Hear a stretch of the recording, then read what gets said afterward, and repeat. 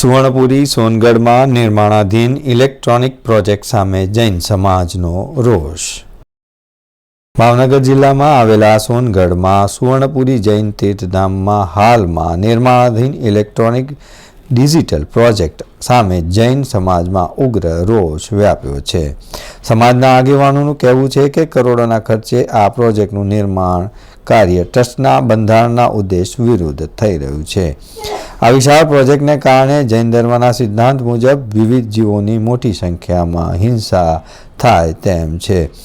આ પ્રોજેક્ટનું નિર્માણ તાત્કાલિક ધોરણે બંધ કરવાની તથા અહીં અગાઉ ટ્રસ્ટ દ્વારા નક્કી થયા મુજબ જૈન ધર્મના ભગવાનોની પ્રતિમાનું બિરાજમાન કરવા તેમજ વિશાળ ડોમ ફરતે ભવ્ય ઝાંખી બનાવવાનો પ્રોજેક્ટ સાકાર કરવાની માગણી કરવામાં આવી છે. સમાજના અગ્રગણ્યોએ જણાવ્યું હતું કે ભાવનગર જિલ્લામાં સોનગઢમાં શ્રી દિગંબર જૈન ધર્મનું સુવર્ણપુરી તીર્થધામ આવેલું છે.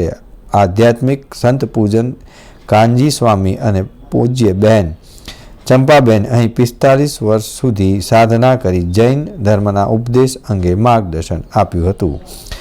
અહીં ટ્રસ્ટ દ્વારા એક કૃત્રિમ પર્વત બનાવીને બાહુબલી ભગવાનની 41 ફૂટ ઊંચી પ્રતિમા, સૂર્યકીર્તિ ભગવાનની આરસની મોટી પ્રતિમા બિરાજમાન કરવા તથા જૈન ધર્મના 24મા તીર્થંકર મહાવીર સ્વામી ભગવાન તેમજ જ્ઞાની પુરુષ કાનજી સ્વામી તેમજ બહેન ચંપાબેનના ઇતિહાસના મોડલને સ્વરૂપ ટંકારિત કરીને ઝાંખી બનાવવાનું નક્કી કરવામાં આવ્યું હતું. આ માટે વિશ્વમાં પહેલો વિશાળ લંબગોળ ડોમ અને તેમાં ઝાંખી બનાવવાનો વિચાર અને ડિઝાઇન રાજેન્દ્ર વિશા દ્વારા અપાયો હતો. એ મુજબનું આયોજન અહીં કામ પણ ચાલુ કરી દેવામાં આવ્યું હતું. આ ઉપરાંત ડોમમાં ક્યારેય કોઈ અન્ય વ્યક્તિ, ટ્રસ્ટી કે બીજી વિચારધારા ધરાવતા વ્યક્તિને મન મુજબ ફેરફાર ન કરી શકે કે બીજી કોઈ સ્થાપના ન કરી શકે તેવું પણ નક્કી કરાયું હતું. હું રાજેન્દ્ર વસંતલાલ શાહ, મારું રહેવાનું મુંબઈ અને સોનગઢ બંને જગ્યાએ છે. મુંબઈમાં પાર્લામાં રહું છું. હા, હું પોતે જૈન દિગંબર છું અને નાનો 12 વર્ષની ઉંમરથી કાનજી સ્વામીને માનું છું. અમારા જે ગુરુ છે એ કાનજી સ્વામીએ સોનગઢમાં વસવાટ કરી 45 વર્ષ રહી અને એમને જે તપશ્ચર્યા સાધના કરી અને એમાં એમને આત્મજ્ઞાન મેળવ્યું. એનાથી હું પ્રભાવિત થઈ. ત્યારબાદ બીજા અમારા બેનશ્રી ચંપાબેન અમને અમારા ધર્મગુરુ મળ્યા. એના તત્વજ્ઞાનથી પણ હું બહુ પ્રભાવિત થયો. આથી હું ચુસ્ત દિગંબર ધર્મ માનતો થઈ ગયો અને વારંવાર સોનગઢ જતો થઈ ગયો.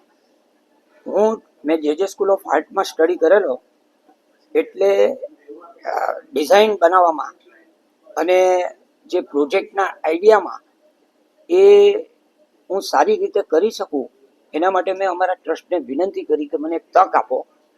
એટલે એ પ્રોજેક્ટની મને તક આપી. એની મેં સારામાં સારા આઈડિયા અને સારામાં સારી ડિઝાઇન બનાવી. પ્રોફેશનલી નહીં, સમજો, એક સેવક તરીકે. અને એ ડિઝાઇન બનાવી અને એમાં સોનગઢમાં એક ડોમ બનાવો, બાહુબલી જંબુદ્વીપ પ્રોજેક્ટ. એની અંદર બાહુબલી ભગવાનનો કૃત્રિમ પાડ ઊભો કરી અને એની ઉપર બાહુબલી ભગવાન બિરાજમાન કરવા જે અત્યારે થઈ ગયા, એની નીચે જે ડોમ છે એ ડોમ બનાવવા માટે એવો આઈડિયા આપ્યો હતો એ વખતે 2013માં. અને એ વખતે 2013માં મને પ્રોજેક્ટ મેનેજમેન્ટ કમિટીનો મેમ્બર્સ પણ બનાવવામાં આવ્યો હતો અને એ બધું કામ મેં શરૂ કરી દીધેલ.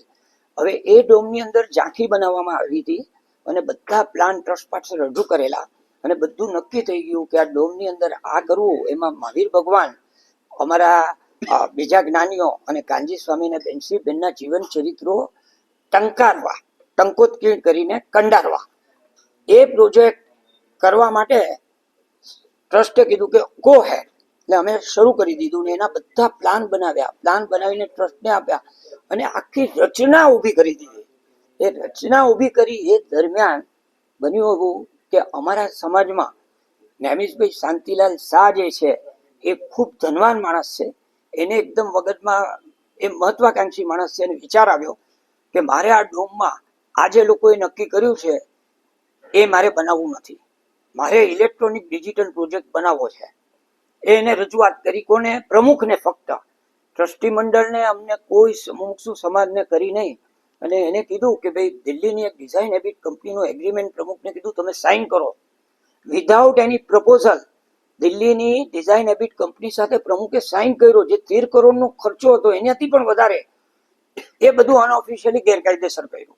આની અંદર સમસ્યા એ નડે છે કે આ જે ખર્ચો કરવાનો હતો એ નેમિષભાઈએ ત્યાં બધાને એમ કીધું કે મેં ખર્ચો બહુ કરી નાખ્યો છે એટલે હું આ પ્રોજેક્ટ કરીશ જ.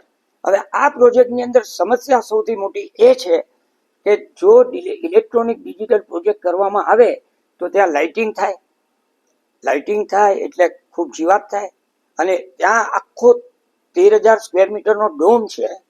એ ડોમની અંદર એટલા બધા એસી મોટા મૂકવા પડે અને 1 લાખ લીટર કરતા પણ પાણી સર્ક્યુલેશન થાય.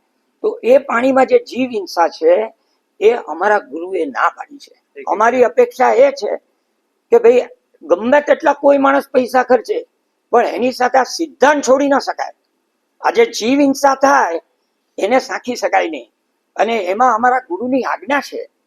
અને ટ્રસ્ટમાં પણ બંધારણમાં પણ એવું લખેલું છે કે આવી રીતે ગુરુના ઉદ્દેશથી વિરુદ્ધ જઈ અને કોઈ પણ પ્રોજેક્ટ કરી ના શકાય. એટલે સમાજ માટે, એટલે સમગ્ર જૈન સમાજ અને અમારો સમાજ આ જે પ્રોજેક્ટ થઈ રહ્યો છે એનાથી લોકોમાં એટલા બધા ઘેરા પ્રત્યાઘાત પડ્યા છે કે આ શું કાનજી સ્વામીના સોનગઢમાં આવા તીર્થધામમાં આવો પ્રોજેક્ટ, હિંસક પ્રોજેક્ટ થઈ રહ્યો છે.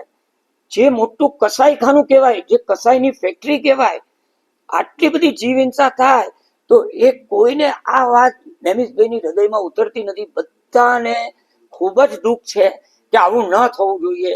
એટલે અમારી ટ્રસ્ટને વિનંતી છે, અને આના માટે અમે ગુજરાત હાઈકોર્ટમાં પણ પડકારેલ છે.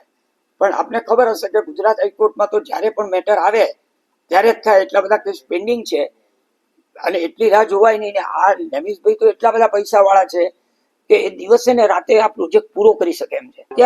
અત્યારે એમાં એવું છે કે 2017માં એગ્રીમેન્ટ થયો, 2017 થી 2025 સુધી આ પ્રોજેક્ટ બંધ હતો. 2025 ઓક્ટોબરમાં અને નવેમ્બરમાં કામ ચાલુ કર્યું. એમાં હું અમદાવાદ હતો ત્યારે અમારા એક આરતીબેન કરીને મુમુક્ષુ છે, ત્યાં ડોમમાં ગયા, જોયું તો આ પ્રોજેક્ટનું કામ ચાલુ થઈ ગયું છે. અને મને મેસેજ કર્યો કે ભાઈ આ ડોમમાં કામ ચાલુ થઈ ગયું છે. તો મેં કીધું ફોટા પાડીને મોકલો. ફોટા પાડીને મોકલ્યા તો જોરદાર ડે એન્ડ નાઇટ કામ ચાલુ છે. જે ફોટા હું અત્યારે બતાવીશ બધાને, અને આ પ્રોજેક્ટ ની કેવી રીતે શરૂઆત થઈ એ પણ હું હવે આપને બતાવીશ પોઈન્ટ ટુ પોઈન્ટ શું, અને બહુ સંક્ષિપ્તમાં બતાવીશ. ઇતિહાસ ઘણો લાંબો છે, મોટો છે. એની અંદર સમજો કે ઘણી ફાઇટ અમે લોકોએ, જે આ હિંસા ન થાય એ માટે અમારા સમર્પિત મુમુક્ષુ જે કાનજી સ્વામી અને બેનશ્રીબેન ચંપાબેનને ચુસ્ત માને છે એ બધા આનો જબરજસ્ત વિરોધ કરી રહ્યા છે. અમે લોકોએ પ્રમુખ સાહેબ પાસે કેટલી બધી રજૂઆતો કરી, મૌખિક કરી, લિખિત કરી, અને કેટલા બધા રિપ્રેઝન્ટેશનો કર્યા. તેમ છતાં પણ આટલા 8 વર્ષ પછી ફરીથી આ પ્રોજેક્ટ ચાલુ થયો એટલે અમને અમારી લાગણી દુભાઈ છે, ખૂબ જ દુભાઈ છે, અને અમને ખૂબ દુઃખ થયું છે. અમે વિનંતી કરીએ છીએ કે ગુજરાત સરકાર પણ આની અંદર આ વાતને ધ્યાને લે કે જૈનોની લાગણી દુભાય એવું કામ ન કરવું જોઈએ, એવી સૂચના આપે એવી હું અપેક્ષા રાખું છું. પરંતુ અહીંયા ખોટી રીતે ગેરકાયદેસર સ્ટે લાવીને અહીં ઇલેક્ટ્રોનિક ડિજિટલ પ્રોજેક્ટ બનાવવા માટેનું કાર્ય શરૂ કરવામાં આવ્યું છે, જે ગેરકાયદેસર છે. અને પ્રોજેક્ટનું નિર્માણ નક્કી થયેલું છે, જેનો સમાજ દ્વારા અને સમાજના ટ્રસ્ટીઓ દ્વારા વિરોધ કરવામાં આવી રહ્યો છે. અને આ ઇલેક્ટ્રોનિક પ્રોજેક્ટ બંધ થાય અથવા તો સમાજની લાગણી ન દુભાય તે રીતે વિરોધ પ્રદર્શન પણ કરવામાં આવશે. તો દર્શક મિત્રો, આ હતા અત્યાર સુધીના સમાચારની ખાસ ગતિવિધિ માટે આપ નિહાળતા રહો એસ લાઈવ ન્યૂઝ બુલેટિન. નમસ્કાર.